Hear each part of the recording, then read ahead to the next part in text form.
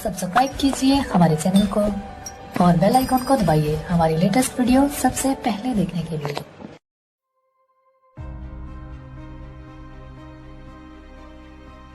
मेरा बचपन बहुत मुफलिसी में गुजरा है, बहुत परेशानियों से मैंने अपने बचपन को गुजारा है। जब भी मैं इन तंग गलियों में से गुजरता हूँ तो मुझे हमेशा वो बचपन याद आता है। मुझे वो अपने जीवन के पल याद आते हैं कि कैसे मैं इन तंग गलियों में से गुजरा। लेकिन मुझे एक बात और एहसास होती है कि अगर ये तंग गलियां ना होती तो शायद जो मैं आज हूँ वो हो नहीं पाता। पापा एक छोटा सा जॉब करते थे, बहुत कम उनकी सैलरीज थी। उसका परिणाम ये था कि घर में इनकम्स बहुत कम आती थी। तो बड़ी मुश्किल से मेरा ग्रेजुएशन हुआ। पढ़ाई के साथ साथ जब मैंने कंपटीशन की तैयारी की तो अचानक से मुझे जॉब्स मिलने शुरू हुए। मेरा पहला जॉब लगा सीआरपीएफ में सब इंस्पेक्टर के पोस्ट पर। ये बातें हैं वर्ष 1988 की। वहाँ मैंने जॉब किया करीब 2 साल 8-9 महीने के बीच में, और उसके बाद मैं आ गया घर वापस। मैंने पढ़ाई की और मेरा दिल्ली पुलिस में सिलेक्शन हो गया। मैं कभी कभी सोचता हूँ कि क्या वाकई मैंने इतनी पढ़ाई कर ली थी जो मुझे इतने अच्छे जॉब्स मिले। लेकिन मज़ेदार बात दूसरी भी है कि मैंने उस जॉब को भी नहीं किया और 93 में मेरा सिलेक्शन हुआ कस्टम्स डिपार्टमेंट में। कस्टम वाला जॉब मुझे इसलिए ज़्यादा अच्छा लगा क्योंकि वो मेरे घर में ही था, मेरठ में ही था, तो मैंने उसको कंटिन्यू किया।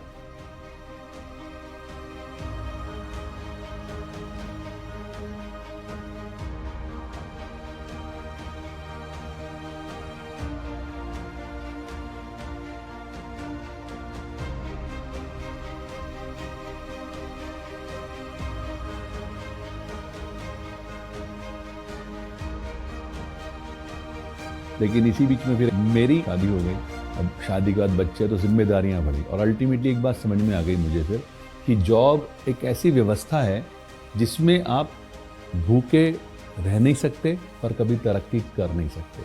और इसी बात के मद्देनज़र मैंने ढूंढना शुरू किया कोई एक ऐसा प्लेटफॉर्म जो मुझे एक्स्ट्रा इनकम दे सके।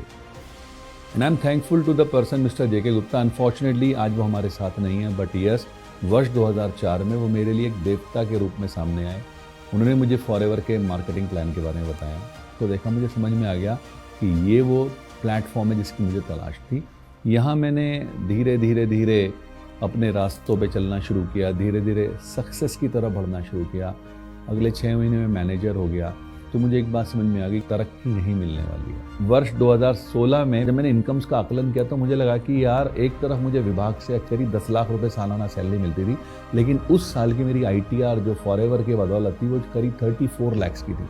तो मैंने डिसीजन लिया किसी और को मौका देते हैं सरकारी नौकरी करने का, और मैंने क्विट किया। और मैं वर्ष 2017 जनवरी से फुल टाइम आज इस बिजनेस को बिल्ड कर रहा हूँ। इस व्यापार में मुझे वो सब चीज़ें मिली, चाहे मैं इंटरनेशनल ट्रेवल की बात करूँ, चाहे मैं एक अच्छी हेल्थ की बात करूँ, चाहे मैं एक अच्छी फैमिली लाइफ की बात करूँ, चाहे अच्छे मकान की बात करूँ। मैंने एक हर वो चीज़ जो मनुष्य, एक आम आदमी अपने जीवन में कल्पना कर सकता है, वो इस प्लेटफॉर्म से मुझे मिली है। अभी हाल ही में ऐसी बीमारी ने दस्तक दी जिसने पूरी दुनिया को रोक दिया। हम लोग भी बड़ा सोच रहे थे कि कैसे होगा।